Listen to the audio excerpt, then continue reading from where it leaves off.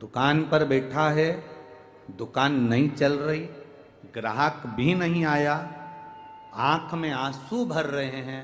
आज दिन भर कैसे गुजारा चलेगा, परिवार की कैसे पूर्ति होगी।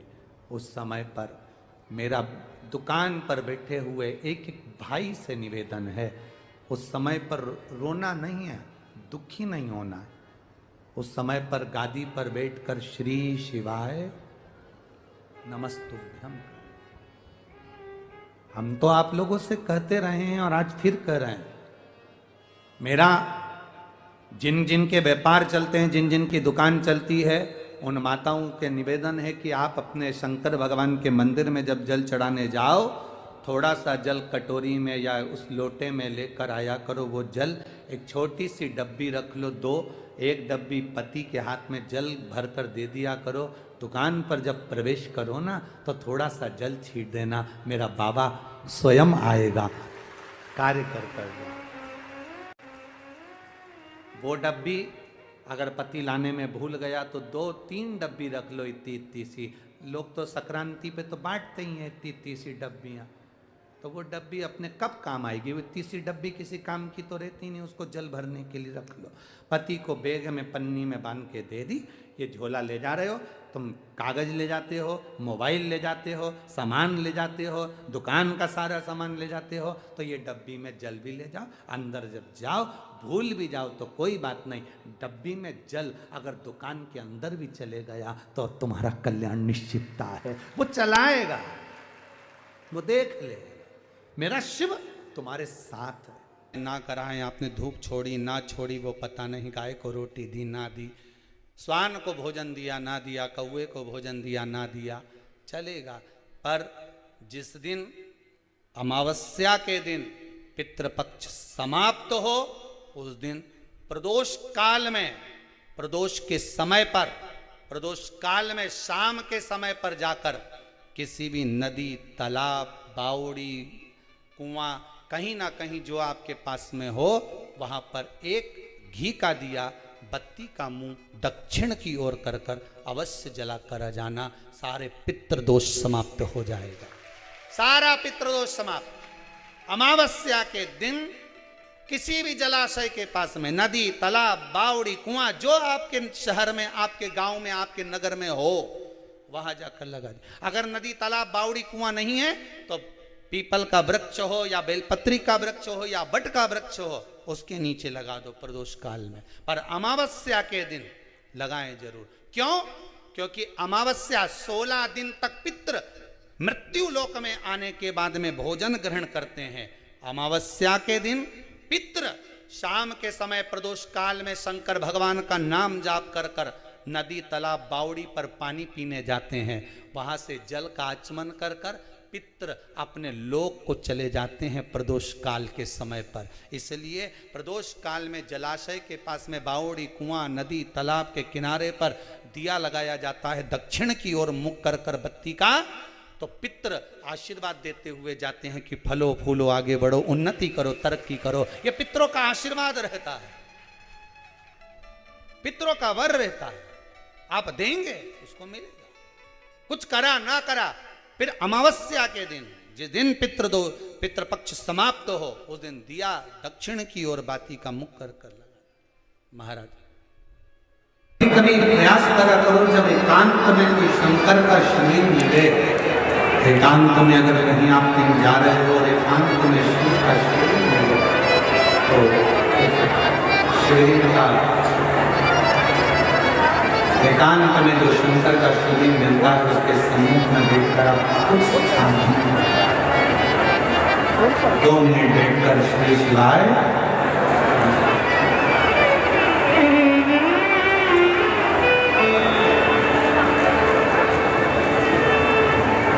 कभी मिल जाए कांतेश्वर महादेव। जैसे जिस नारी का गर्भ अवस्था में अगर मालूम पड़े, किसी नारी का गर्भ में गांठ आ जाती है या बच्चा नानी में खराबी हो जाती है या गर्भाशय उसका खराब हो जाता है या गर्भ में बच्चा नानी में गांठ पड़ जाती है या कहीं छाती में, चेस्ट में गांठ पड़ जाती है, तो प्रयास करो कोई एकांत में शिवलिंग हो, अपने घर से 2 लोटा जल भर कर ले जाए। जब घर से लोटा भर कर जल लेकर जाओ तो घड़े पर घड़ा रखो, अर्थात जैसे एक घड़ा है उस घड़े पर दूसरा, मतलब एक लोटे पर दूसरा लोटा भर कर लेकर 5 दुर्वा, 5 बेलपत्र, 5 चावल के दाने, 5 कनेर के पुष्प, जो एकांत में शिवलिंग होता है वहां लेकर जाना चाहिए। पहले बाबा को जो तुमने 2 कलश जल लिया है, तो 2 कलश को 2 लोटे को एक के ऊपर एक रखकर अपना हाथ रखकर बाबा को अपने मन की कामना कर कर कि बाबा मेरे गर्भाशय में, मेरी बच्चादानी में या मेरे शरीर में गांठ पड़ गई है, बाबा इसको समाप्त करो। विनय कर कर, निवेदन कर कर कुंदकेश्वर महादेव का नाम लेकर एकांतेश्वर महादेव पर दोनों जल की धार एक साथ चढ़ जाए और बाद में जो दुर्गा लेकर गए वो कांड शिव जी को समर्पित करें, बेलपत्र भगवान शंकर को समर्पित करें, कनेर के पुष्प शिव जी को समर्पित करें। मन की कामना कर कर कनेर के पुष्प को शिवलिंग के से उठाकर मां जगतजननी जगदम्बा अम्बा का जो स्थान है, ये शिवलिंग शंकर जी का स्थान है। ये जो गोल जलाधारी होती है ये मां पार्वती जी का स्थान है। जो कनेर का पुष्प शिव जी के ऊपर चढ़ाया है उसको उठाकर 5 पुष्प को जगतजननी जगदम्बा के चारों तरफ कर दीजिए।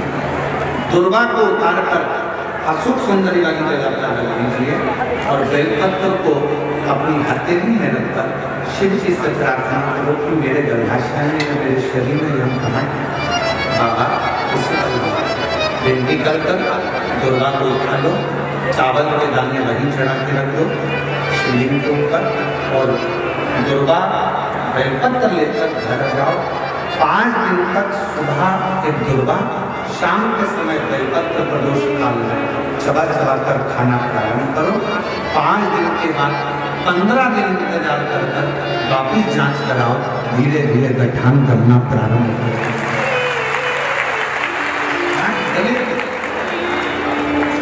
डॉक्टर का इलाज साथ में चलने दो, जांचें चलने दो, जो इलाज चल रहा है उसको चलने दो, पर अगर कहीं किसी नारी को गर्भाशय में बच्चादानी में अगर खराबी हो जाती है या गर्भाशय में हो जाती है या कहीं गांठ पड़ जाती है तो शिव किया जाता है।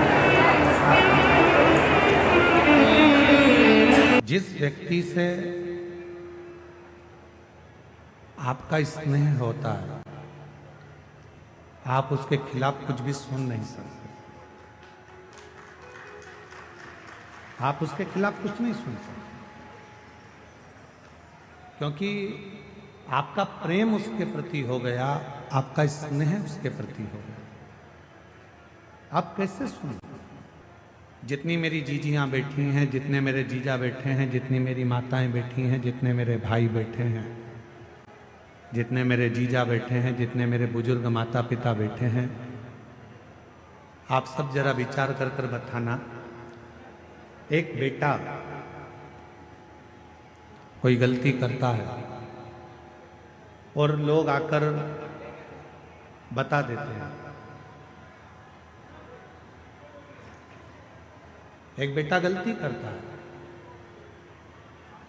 और किसी ने आकर बताया कि तुम्हारे बेटे ने ये गलती करी है, तुम्हारे बेटे ने ऐसा कर दिया, तुम्हारे बेटे ने वैसा कर दिया, तुम्हारा बेटा ऐसा गलत कर रहा है। ईमानदारी से बोलना, माँ मानने को तैयार हो जाती है क्या कि मेरा बेटा ऐसा कर सकता? माँ मानती ही नहीं, माँ मानने को तैयार ही नहीं होती है, माँ मान ही नहीं पाती। क्यों? क्योंकि एक माँ अपनी बेटी से इतना प्रेम करती है, एक माँ अपने बेटे से इतना स्नेह करती है, इतना प्रेम करती है, इतना स्नेह करती है कि वो कुछ मानने को तैयार ही नहीं होती। वो कुछ मानती है।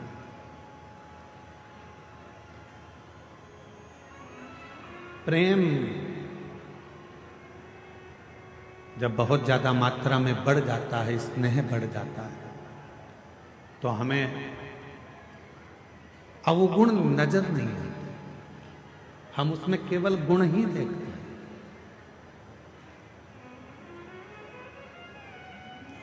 हम उसमें अवगुण नहीं देख रहे हैं, हम केवल उसमें गुण देख रहे हैं।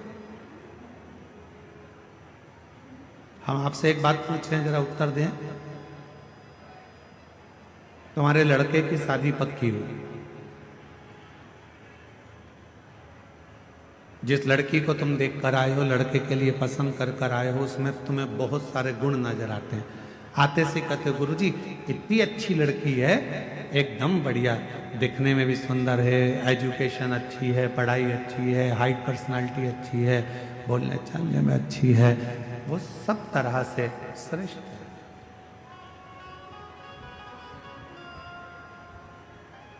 क्यों? क्योंकि आपने उस लड़की में गुण ही गुण देखे, इसलिए आपको उसमें केवल गुण ही गुण नजर आ रहा है, केवल गुण ही गुण नजर आ रहा है। और कुछ समय के बाद जब लड़की शादी कर कर आपके घर में आ जाती है, विवाह कर कर आ गई, 2-4 साल निकल गए, फिर उसके सारे गुण कहाँ चले जाते हैं? अब आप उसमें गुण नहीं देख रहे, आप उसमें अब दिन भर सुबह से शाम तक अवगुण ढूंढने का प्रयास कर। दिन भर हम उसमें अवगुण ढूंढ रहे हैं, दिन भर हम उसमें अवगुण देख रहे हैं, हम उसमें गुण नहीं ढूंढ पा रहे, हम उसमें अवगुण ढूंढ रहे। पहले वही बहू 7 बजे उठकर आती थी तो तुम कुछ नहीं कहते थे, अब वही बहू 7 बजे उठती है तो तुम्हें लगता है कि बहुत देर से उठ रही। लड़की वही है, पहले हमने उसमें केवल गुण देखा और अब हम उसमें अवगुण देख रहे हैं। अब हम उसमें गुण नहीं देख पा रहे, अब हम उसमें अवगुण देख रहे हैं। थोड़ा सा भी भोजन बिगाड़ दिया, थोड़ा सा भी भोजन बिगाड़ दिया तो कह दिया तुम्हारे बाप ने यही सिखाया। और पहले तो अगर वो थोड़ा सा भी भोजन कुछ बनाकर तुम्हारे सामने ला देती थी तो तुम उसमें ही प्रसन्न हो जाते थे कि इतना अच्छा भोजन बनाया, इतना श्रेष्ठ भोजन बना है, तुम उसमें भी प्रसन्न हो जाते थे। अब तुम्हें उसमें अवगुण दिख रहा है। यहां जितने बैठे हैं, यहां मेरी जितनी भी माताएं बैठी हैं, जितने भी पिता बैठे हैं, मैं आप सबसे एक निवेदन करूं, उत्तर दीजिएगा जरा से।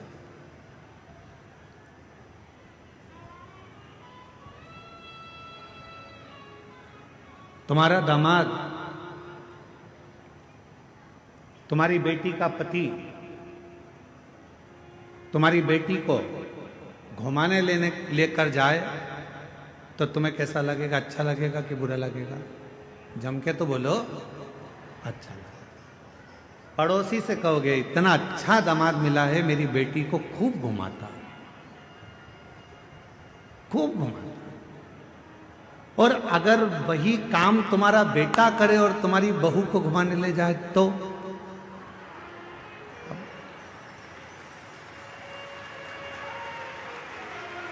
विचार करो।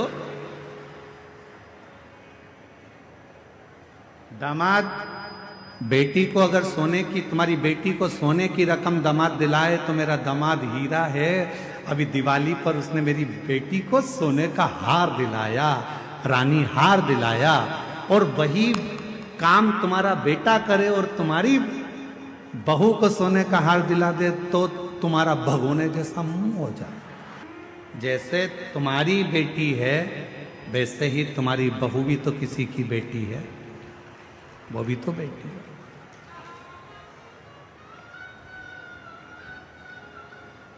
फिर दो मुख क्यों, फिर दो विचार क्यों, फिर दो दृष्टि क्यों?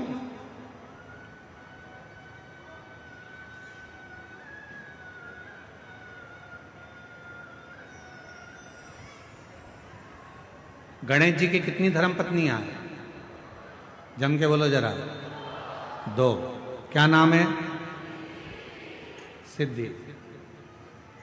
किसी ने शंकर भगवान से कभी पूछा कि भोलेनाथ जी, आपने अपने गणेश जी के लिए, बेटे के लिए दो पत्नी क्यों ढूंढी? मां जगत जननी जगदम्बा अम्बा मां पार्वती जी, आपने अपने बेटे के लिए दो बहू क्यों ढूंढी? किसी ने पूछा कभी गणेश जी महाराज से कि गणेश जी, आपके लिए आपके माता पिता ने दो पत्नी क्यों ढूंढी? क्या आपके लिए एक धर्म पत्नी श्रेष्ठ नहीं थी? फिर आपने दो पत्नियों को क्यों धारण किया, दो पत्नी क्यों रखी?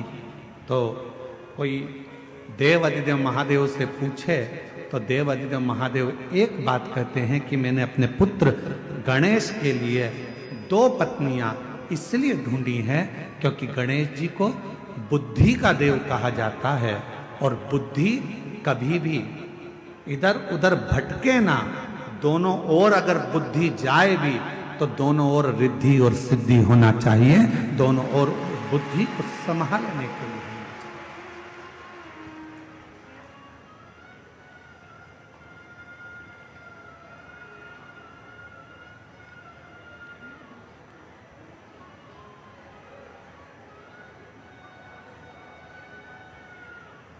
दो दृष्टि नहीं रखना। हमारी बुद्धि दो तरह से बढ़ जाती है। बेटी और दामाद के लिए हमारी बुद्धि कुछ और कहती है, और बेटा और बहू के लिए हमारी बुद्धि कुछ और कहती है। तुम्हारा दामाद, तुम्हारी बेटी बीमार पड़ गई, तुम्हारी बेटी बीमार पड़ी और तुम्हारा दामाद उसको हॉस्पिटल दिखाने ले गया। तुम्हारा दामाद घर में पोछा लगा दिया, तुम्हारे दामाद ने झाड़ू लगा दी, तुम्हारे दामाद ने चाय बनाकर पिला दी, और तुम उससे मिलने गए। मेरा दामाद इतना हीरा है, मेरी बेटी बीमार पड़ गई तो इतनी सेवा कर रहा, इतनी सेवा कर रहा, और मालूम पड़े तुम्हारी बहू बीमार पड़ जाए और तुम्हारा बेटा वही की वही करे तो मेरा बेटा तो लल्लू हो गया। दिन भर उसमें लगा।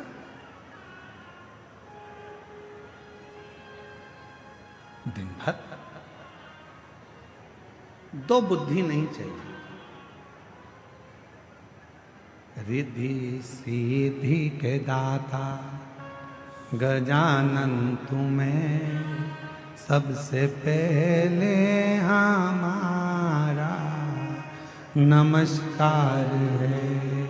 रिद्धि सिद्धि के दाता गजानन तुम्हें सबसे पहले हमारा नमस्कार है। रिद्धि सिद्धि के दाता गजानन तुम्हें सबसे पहले हमारा नमस्कार है। एक बुद्धि रखिए, समदृष्टि रखिए, समदृष्टि।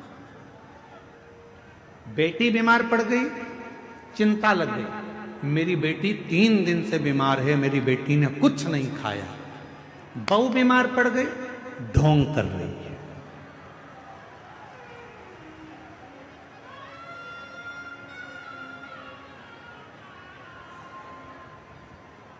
दो बुद्धि नहीं चाहिए, दो दृष्टि नहीं चाहिए, दो विचार नहीं चाहिए।